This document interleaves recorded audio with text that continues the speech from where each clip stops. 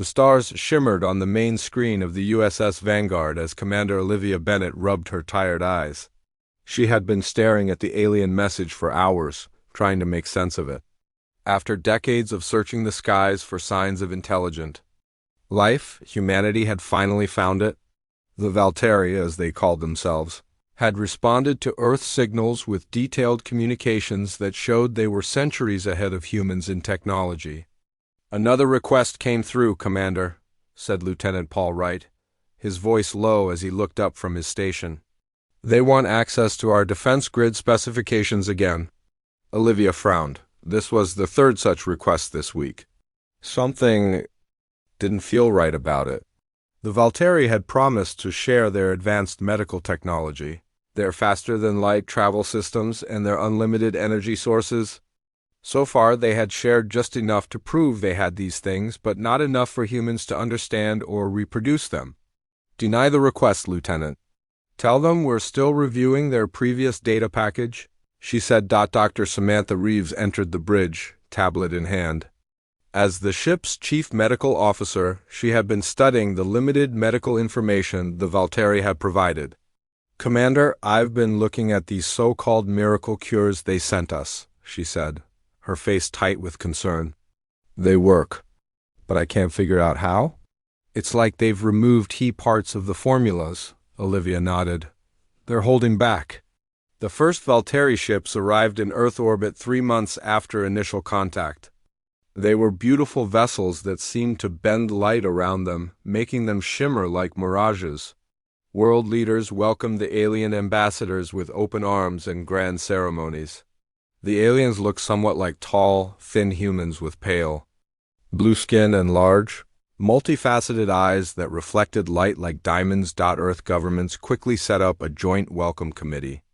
The aliens brought gifts that seemed like magic, seeds that could grow in desert soil, small devices that could clean polluted water in seconds, and medicine that cured diseases humans had fought for centuries. News channels showed the Valteri ambassador, a being who called himself Nexer, shaking hands with the President of the United States.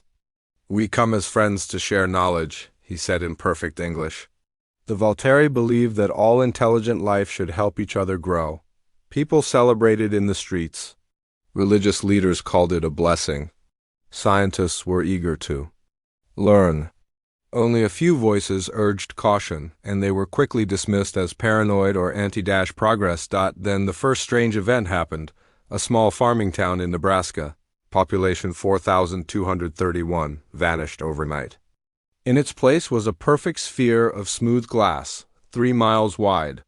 When questioned, Ambassador Nexer expressed deep regret, calling it an unfortunate calibration error in one of their atmospheric improvement devices. "We will compensate the families," he promised. His multifaceted eyes showing no emotion that humans could read. Olivia had been suspicious from the beginning. As a commander in Earth's small but growing space fleet, she had been trained to question, to look for patterns, to never take things at face value. When the second town disappeared a week later, this time in Russia, she started keeping her own records. By the time the third incident occurred in Brazil, she had requested a private meeting with Fleet Admiral Gregory Ellis. They met in his office at Space Command headquarters, a room with no windows and special shielding against any listening devices. "Sir, I believe we have a serious problem with our new alien friends," she said, placing her tablet on his desk. "I've mapped the locations of the 3 incidents. They aren't random." Admiral Ellis, a man with gray hair and eyes that had seen too many conflicts on Earth, studied her data. "These are all within 50 miles of key military installations," he said quietly. "Yes, sir. And in each case, the installation housed part of our planetary defense system." As they were speaking, Olivia's communicator buzzed with an urgent message. A 4th incident had just occurred in Australia. Another town gone, another perfect glass sphere left behind. "Commander Bennett, I need you and your team at HQ immediately," Admiral Ellis said, already reaching for the secure phone on his desk. "Put together everything you have. I'm calling an emergency meeting of the Joint Chiefs. I think we may have been played." 2 days later, Olivia stood before the most powerful military leaders on Earth, She had spent the intervening time gathering every scrap of data on the Valteri and their activities since arrival. The pattern is clear, she explained, showing them the holographic display of Earth with red markers indicating Valteri activity. They're mapping our defenses while simultaneously testing some kind of weapon on small, isolated populations to gauge our response. What possible reason would they have? Asked General Richard Hayes of the United States. They've already shown they're far more advanced than we are. If they wanted to attack, why not just do it? Dr. Catherine Morgan, the xenanthropologist, who had first deciphered the Valteri language, stepped forward. Because that's not how they operate, General. I've been studying the cultural references in their communications. They mentioned 27 other civilizations in their historical records, all extinct. The room fell silent. They don't want to destroy us, Olivia continued, at least not all at once. Based on the data Dr. Morgan has uncovered, they're following a pattern they've used before. First, they gain trust. Then they create isolated incidents to test military response. Next comes widespread infrastructure failure. As if on cue, the lights in the room flickered, then went out. The emergency generators kicked in seconds later. Admiral Ellis looked at his phone. Power grids are failing across the eastern seaboard. Similar reports coming in from Europe and Asia? They're moving to the next phase, Olivia said grimly. They create chaos, then offer solutions that make us dependent on their technology. Within a year, they'll control our basic systems, power, water, food production. We'll be completely at their mercy. What can we possibly do against that level of technology? Asked a French general. Olivia looked around the room at the representatives of Earth's military forces. We fight back in ways they won't expect. The Valteri rely on predictable responses and patterns. But there's one thing humans have always excelled at throughout our history. What's that, Commander? Asked Admiral Ellis. A slow, determined smile spread across Olivia's face. Adapting to chaos. They think they're bringing disorder to break us? But chaos has been humanity's natural environment since we first picked. Upstones as weapons, they have no idea what they're awakening. She pointed to the global map showing the spreading power outages. They brought chaos to the wrong species. Now it's our turn to show them what humans do best. 6 months after the Valteri arrived on Earth, the world was not the same. Blackouts happened every day in major cities. Water systems failed without warning. Communications dropped for hours at a time. Food supplies dwindled as crops mysteriously died in the fields.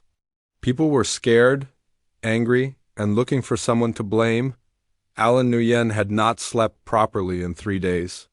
The young analyst worked in a room deep beneath the Pentagon, surrounded by maps and data screens showing the spread of chaos across the planet. His job was to find patterns in the seemingly random disasters. As he stared at the holographic display of Earth, he suddenly sat up straight. It's not random, he said, his tired eyes widening. Look at this. Commander Olivia Bennett moved too. His side, she had been working with a small team of military personnel and scientists trying to understand the Valteri strategy. After the meeting with world leaders, they had formed a secret group called the Adaptive Defense Initiative. What am I looking at, Alan? She asked. Every major incident corresponds to a defensive installation or research facility, he explained, pointing to the red dots on the map.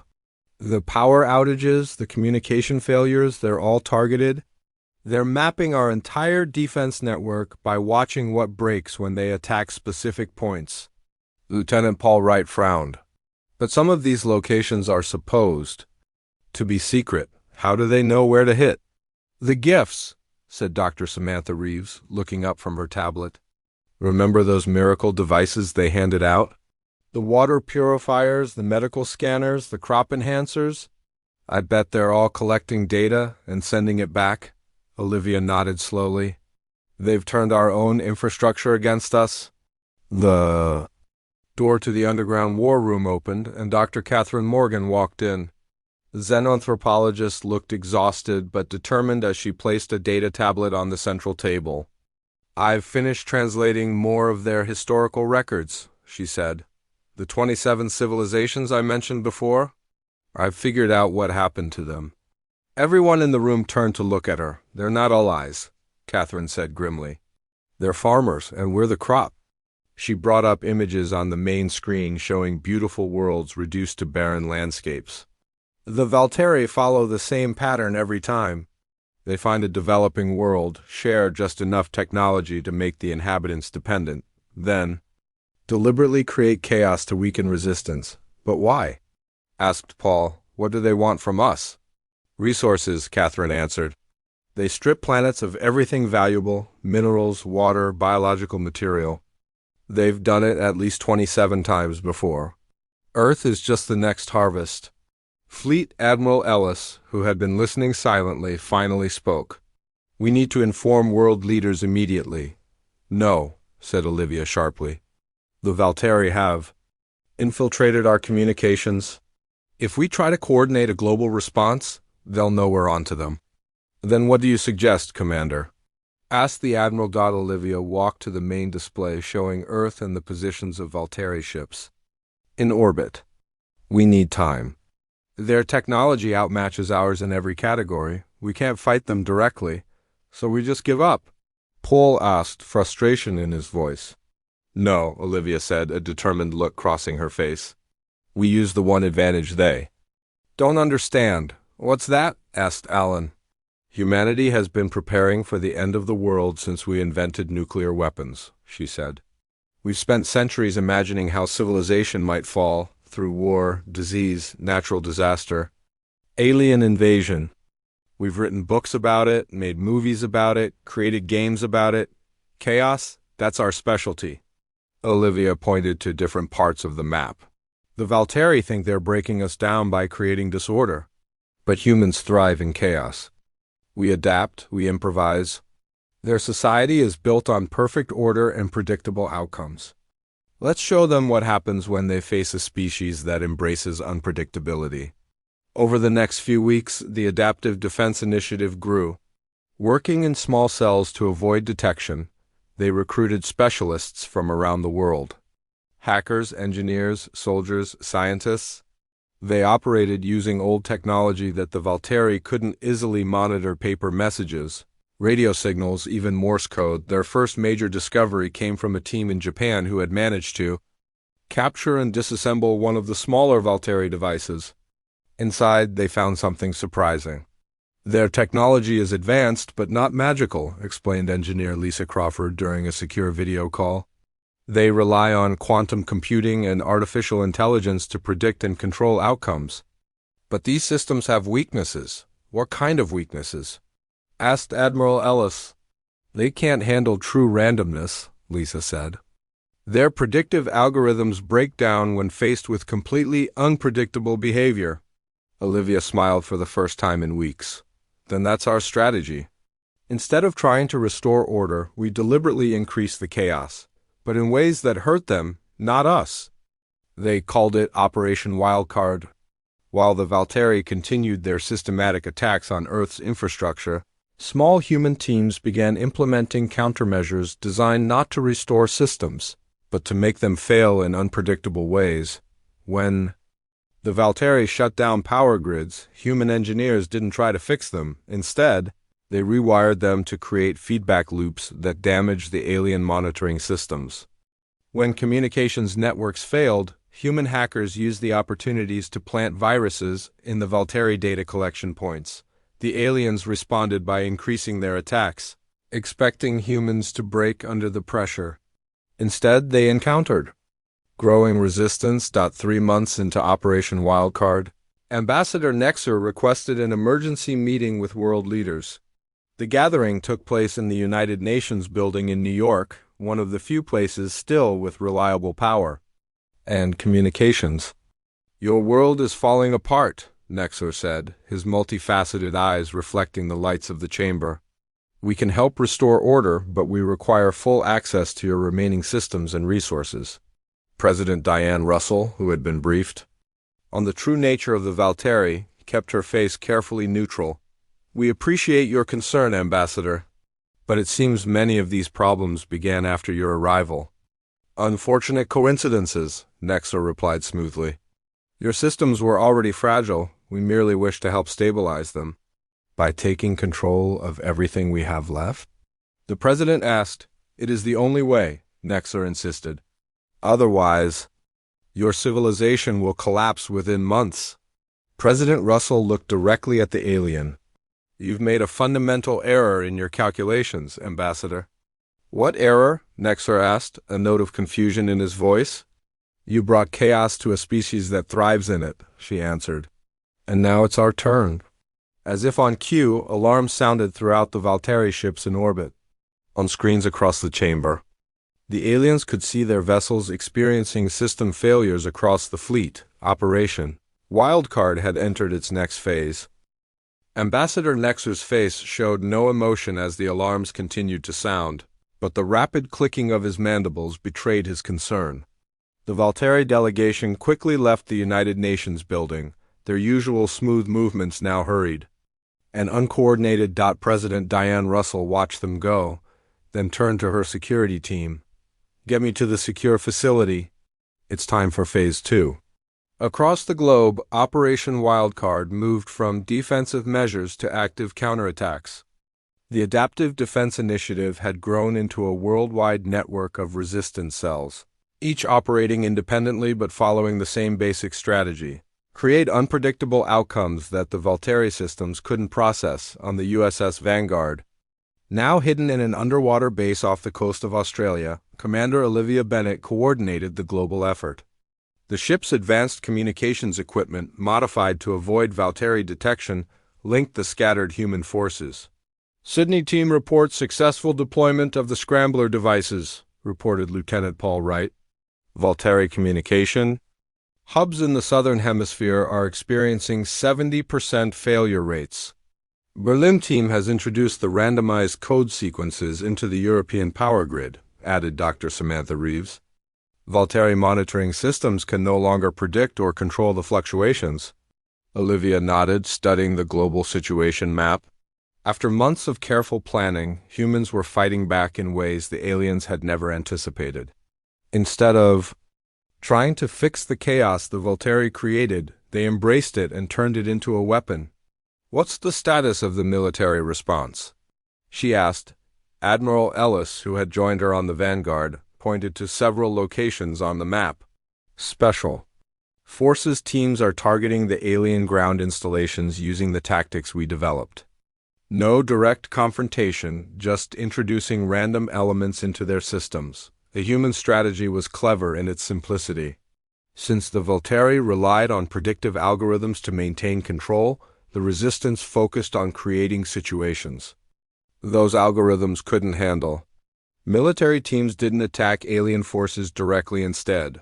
They used dummy targets, decoy signals, and erratic movement patterns to confuse Valtteri targeting systems.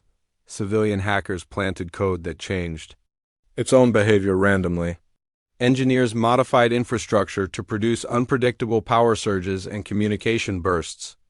Even ordinary citizens played a part, changing their daily routines to disrupt the Valtteri's population. MONITORING Dr. Catherine Morgan entered the command center with Alan Nguyen. Both looked tired but excited. We've decoded more of their communications, Catherine said. They're calling for reinforcements from their homeworld. How long do we have? Asked Admiral Ellis. At least 3 months before any help could reach them, Alan replied. And that's assuming they can get a clear signal out, which our jammers are making very difficult.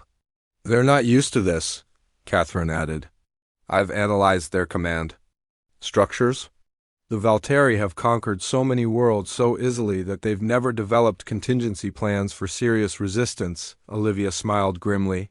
Then we press the advantage while we have it. The next phase of Operation Wildcard involved more direct action.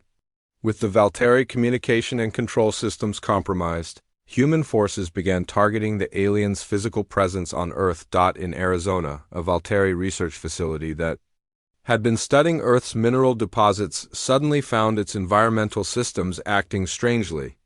Temperatures fluctuated wildly, humidity levels rose and fell without warning, and atmospheric pressure changed in ways that made the aliens physically uncomfortable. Near Moscow, a Valtteri command center lost contact with its orbital support when human engineers created a unique electromagnetic field that blocked their specific communication frequencies without affecting human systems. In orbit, small, stealthy human spacecraft approached Valtteri vessels not to attack them directly, but to attach devices that introduced random errors into their navigation and life support systems. None of these actions would have defeated the Valtteri on their own, but together they created a cascading effect that the aliens couldn't predict or counter.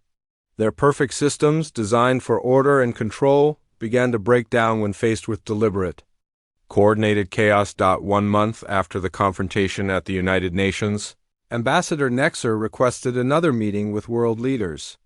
This time, the gathering took place in a simple conference room in Geneva, with only a few key human representatives present. "This conflict is unnecessary," Nexer said, his voice modulator unable to completely hide the strain in his tone. "We came in peace." "No, you didn't," President Russell replied calmly. "We know about the other worlds you've harvested. We know about your pattern of conquest." For the first time, the Valtteri ambassador seemed genuinely surprised. "How could you possibly—" "We're not as simple as you thought," interrupted Admiral Ellis. "Humans have spent their entire history adapting to challenges. Did you really think we wouldn't recognize another predator when we saw one?" Nexer's multifaceted eyes reflected the lights of the room as he considered his response. "Your resistance. Is unexpected, but ultimately futile. Our technology is centuries beyond yours." "True," agreed Olivia, who had been invited to represent the military perspective. "But you made one critical mistake?" "What mistake?" asked Nexer. "You assumed technological superiority was all that mattered," she explained. "But throughout human history, we've seen advanced civilizations fall to supposedly primitive ones, who understood the terrain better or who could adapt faster to changing conditions." "We're not just fighting with technology," added Dr. Morgan. "We're fighting with human creativity, unpredictability, and our long experience with chaos." To demonstrate their point, a series of images appeared on the screens around the room. Valtteri ships experiencing system failures, alien ground forces unable to coordinate their actions, communication hubs sending meaningless signals into space. "Your systems are perfect," said Alan, who had helped develop many of the countermeasures. "Too perfect. They can't handle randomness, especially when it's deliberately engineered to exploit their weaknesses." Ambassador Nexer stood silent for a long moment. When he finally spoke, his voice had lost its usual smooth confidence. "What do you want?" "First, all Valtteri forces will withdraw from Earth orbit and surface installations," said President Russell firmly. "Second, you will provide us with complete technical data on all systems you've deployed on our planet. Third, you will return control of our infrastructure. And if we refuse?" asked NEXO. Olivia stepped forward. "Then we continue Operation Wildcard, targeting more critical systems? Your ships are already struggling to maintain basic functions. How long before life support fails completely? How long before your navigational systems send your vessels into each other or into our planet?" The Valtteri ambassador's mandibles clicked rapidly, what the humans now recognized as a sign of extreme distress. "This is not how conquest is supposed to proceed." "No," agreed Admiral Ellis, "it's not. But you brought chaos to a species that has survived by mastering it. You never had a chance." Nexer looked at each human face in turn, perhaps trying to detect deception or weakness. He found none. "I will convey your terms to the Supreme Commander," he said finally. As the alien left the room, Olivia turned to the others. "This isn't over. They'll try something else." "Of course they will," said President Russell. "But now they know what they're really dealing with, and we're just getting started." 3 days after the meeting in Geneva, the Valtteri gave their answer. It came not in words but in actions. At dawn, their ships descended over major cities worldwide: New York, London, Beijing, Moscow, Tokyo. The massive vessels hovered silently. A clear threat on the USS Vanguard. Alarms blared as the sensors detected the movement. They're positioning for a direct attack, said Lieutenant Paul Wright, his eyes fixed on the tactical display. Multiple targets, coordinated approach. Commander Olivia Bennett studied the pattern. After months of fighting the Valteri, she had learned to read their strategies. This didn't look like a standard attack formation. No, she said slowly. This is something else. They're too exposed, too obvious. Admiral Ellis joined her at the display. They want us to see them. It's a show of force. Or a distraction, Olivia suggested. She turned to Alan Nguyen. Check for anomalies. Anything unusual happening while everyone's looking at the ships? Alan's fingers flew over his keyboard. After a few tense minutes, he looked up with alarm. There's something happening in the Arctic. Massive energy readings, unlike anything we've seen from them before. Satellite. Imagery showed a Valteri vessel unlike any they had encountered. Larger than the others and with a different design, it had landed on the ice and was deploying some kind of device. What is that? Asked Dr. Samantha Reeves, squinting at the images. Dr. Catherine Morgan, who had been studying Valteri technology, paled. Based on what I've translated from their records, it could be a climate modifier. If they activate it at full power, they could trigger an ice melt, finished Admiral Ellis grimly. Flood coastal cities worldwide, billions would die. It's their backup plan, Olivia realized. If they can't conquer us conventionally, they'll make Earth uninhabitable, then harvest what's left. The room fell silent as the implications sank. Their strategy of controlled chaos had worked against the Valteri's conventional systems, but this was different. This was a simple, brute force approach that didn't rely on the complex algorithms they had been exploiting. We need to take out that device, said Admiral Ellis. Conventional strike? Olivia shook her head. They'll be expecting that. And their defensive shields can handle our most powerful weapons. Then what do we do? Asked Paul. Olivia turned to Chief Engineer Larry Peterson, who had been quietly observing from the corner. Larry, remember that theory you mentioned last month? About their shield harmonics? The engineer nodded slowly. Yes, but it was just a theory. We haven't had a chance to test it. What theory? Asked Admiral Ellis. The Valteri shields operate on fixed frequency patterns, Larry explained. Perfect mathematical sequences that make them nearly impenetrable to conventional attacks. But like all their systems, they're designed for predictable conditions. And you think we can disrupt them? The Admiral pressed. Not disrupt, Larry said. Resonate. If we hit their shields with energy pulses that match their frequency, but are slightly out of phase, we might be able to create a harmonic buildup that overloads the system. Like how a singer can shatter a glass with the right note, added Samantha. Olivia nodded. How quickly can you modify our weapon systems? Hours, not days, Larry replied. But we'll need to get close, really close, to make it work? And we'll need a distraction, said Alan. Something to keep their attention away from whatever team goes in. A plan quickly took shape. While the Valteri ships held position over major cities, drawing the attention of both the aliens and human populations, a small team would approach the Arctic device with modified weapons, but they needed more than just a technical solution. They needed something the Valteri wouldn't expect. We need to think like humans, not like them, Olivia told the planning team. The Valteri expect logical, predictable responses.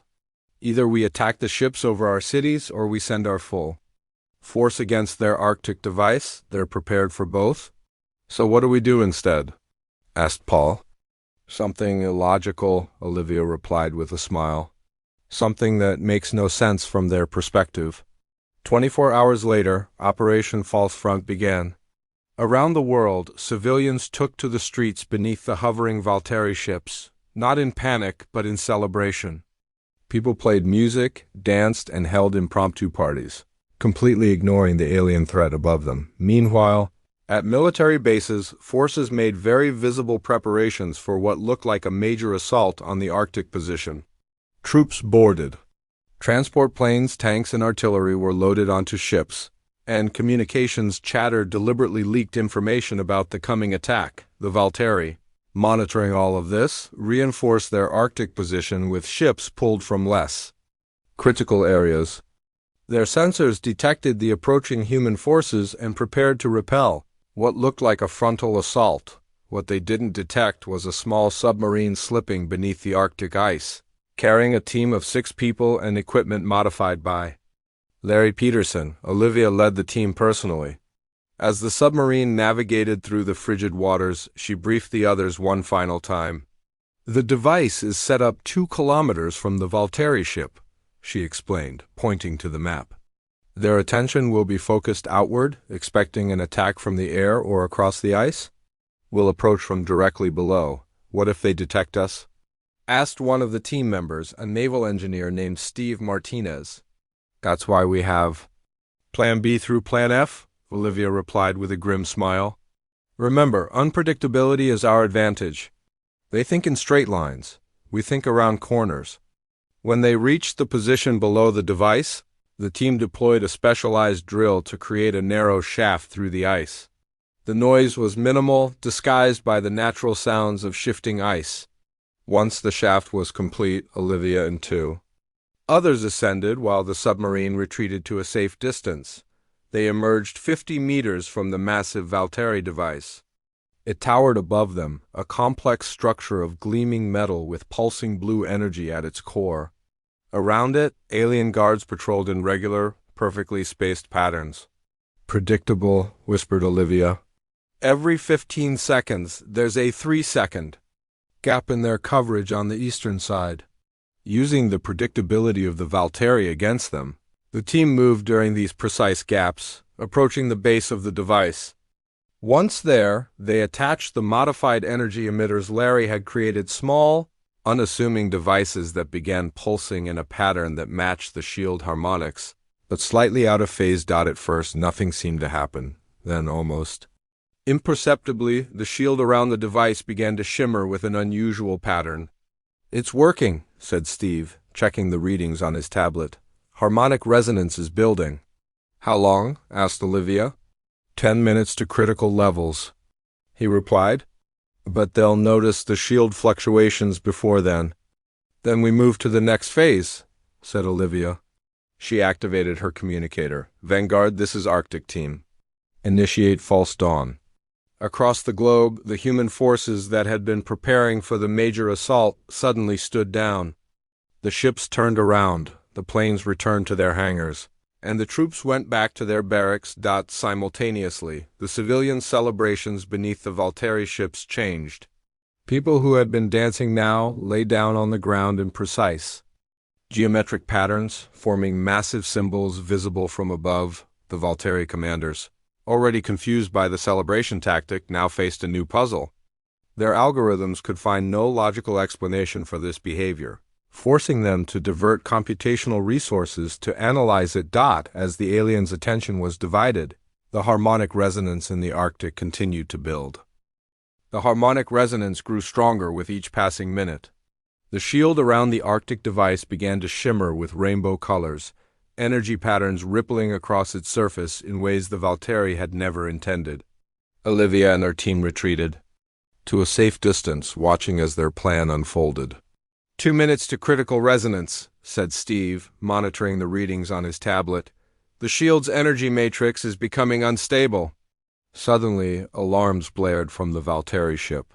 They had finally noticed the disturbance in their shields.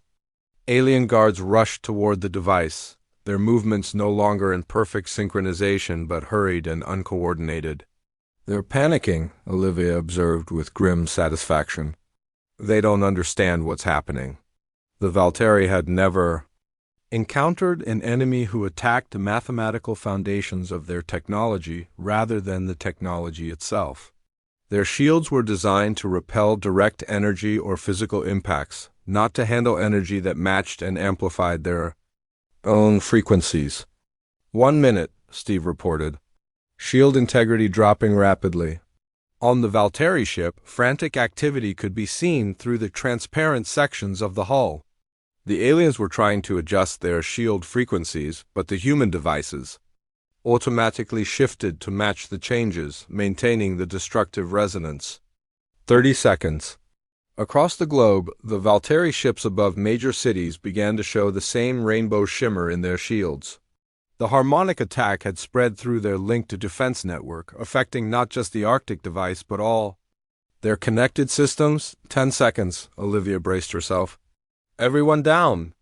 The shield around the Arctic device flashed blindingly bright, then collapsed completely. A wave of energy burst outward, washing over the device itself. Without its protective field, the delicate machinery began to break apart, components overloading and exploding in chains of blue-white fire. The Valtteri ship nearby lurched sideways, as its own shields failed, systems crashing throughout the vessel. Similar scenes played out around the world as alien ships lost power and control. "Vanguard, this is Arctic Team," Olivia reported through her communicator. "Primary target neutralized. The climate device is destroyed." Admiral Ellis's voice came through clearly. "Good work, Commander. The ships over our cities are withdrawing. They're falling back to high orbit." "Sir, request permission to return to base immediately," Olivia said. "I don't think the Valtteri are done yet." "Agreed. Get your team out of there. We're tracking unusual movement from their flagship." The submarine retrieved Olivia's team from the ice, and they began their journey back through the freezing waters. On the tactical display, they could see the Valtteri forces regrouping, their ships forming a new pattern high above Earth. Back at the underwater base, Olivia rushed to the command center. The main screen showed the Valtteri flagship, a massive vessel that had remained in high orbit throughout the conflict, descending toward the United Nations headquarters in New York. "They've requested an emergency meeting," Admiral Ellis informed her. "The Supreme Commander himself is coming down." "Is it a trap?" asked Paul. Dr. Catherine Morgan shook her head. "I don't think so. The Supreme Commander never leaves the flagship, unless it's extremely serious. This is unprecedented." "Their entire conquest strategy has failed," said Allen. "We've shown them that their technological advantage isn't enough against human adaptability." President Diane Russell appeared on a secure video link. "Commander Bennett, I want you and your team at this meeting. You've earned the right to represent humanity's defense forces." 6 hours later, Olivia stood with Admiral Ellis, President Russell, and representatives from other major nations in the General Assembly Hall. The room was tense as the Valtteri Supreme Commander entered, flanked by Ambassador Nexer and several other aliens. The Supreme Commander was taller than the other Valtteri, with darker blue skin and eyes that seemed to hold more facets. When he spoke, his voice was deeper and carried a resonance that the others lacked. "Humans of Earth," he began, "you have accomplished what no species has before. You have successfully resisted our standard conquest protocols." "We never wanted conflict," President Russell replied calmly. "You brought it to our world." "Yes," the Supreme Commander acknowledged, surprising everyone. "We did. For thousands of years, the Valtteri have followed the same pattern of conquest. We find developing worlds, assess their resources and resistance capabilities, then apply our proven methodology to bring them under control." "You mean destroy them?" Admiral Ellis said flatly. "Transform them," the Supreme Commander corrected. "But the outcome is the same. We take what we need, and the native species does not survive." "And now?" asked Olivia, her hand resting near her sidearm. "Now we offer unconditional withdrawal," the Supreme Commander said. "Our forces will leave your solar system immediately." A murmur ran through the human delegation. This was not what they had expected. "Just like that?" President Russell asked skeptically. "After all this, you'll simply leave?" "Our purpose is efficiency," explained the Supreme Commander. Continuing, "This conflict would be inefficient. Your species has demonstrated an ability to counter our methods in ways we cannot predict or control. The resource cost of conquering Earth now exceeds its value." Olivia stepped forward. "Withdrawal isn't enough. What's to stop you from returning once you've developed new strategies?" "A valid concern," the Supreme Commander acknowledged. "What do you propose?" Dr. Morgan whispered something to President Russell, who nodded in agreement. "We require 3 things," the President said firmly. "First, your complete technological database, including control codes for all systems you've deployed. On Earth, second, navigation charts for every world you've conquered or contacted. Third, a non-aggression pact that includes regular monitoring to ensure compliance. The Supreme Commander's compound eyes widened slightly. You would demand the keys to our empire? We demand insurance against future threats, Olivia replied. You brought chaos to our world and thought we would break. Instead, we showed you what humans do best: adapt and overcome. For a long moment, the Supreme Commander was silent, his mandibles clicking softly as he considered. Finally, he spoke. Your terms are unusual but not unreasonable. The Valteri High Council will agree to these conditions. With one addition, we propose an exchange of knowledge rather than simple surrender of our technology. There is much our civilizations could learn from each other. President Russell looked at Olivia and the other human representatives. We'll need to discuss this. After a brief consultation, they returned to face the Valteri. We accept your counter-proposal, the president said. But the exchange will be monitored and gradual, with verification at each step. Agreed, said the Supreme Commander. This is unprecedented in our history. The Valteri have never entered an equal relationship with another species. First time for everything, said Olivia with a slight smile. That's another human specialty, doing the unprecedented. 1 month later, Olivia stood on the observation deck of the USS Vanguard, watching as the last Valteri ship departed Earth orbit. The vessel's engines flared bright against the darkness of space, then vanished as it jumped to faster-than-light travel. Admiral Ellis joined her at the viewport. And they kept their word. All ships gone, all surface installations removed, and the first data transfers completed. Do you trust them? Olivia asked. Not entirely, he admitted. But they know what we're capable of now. And we'll be ready if they ever return. Olivia nodded, her eyes still fixed on the stars. The galaxy just learned an important lesson about humanity. Which is? Never bring chaos to a species that has spent its entire history learning to harness it, she said simply. In the years that followed, Earth rebuilt and strengthened. With careful study of Valteri technology, humans developed new defenses and began exploring nearby star systems. The first interstellar fleet, led by the newly commissioned USS Defiance under Captain Olivia Bennett, carried a simple message to the stars. Humanity had earned its place in the galaxy, not through conquest, but by turning chaos into strength.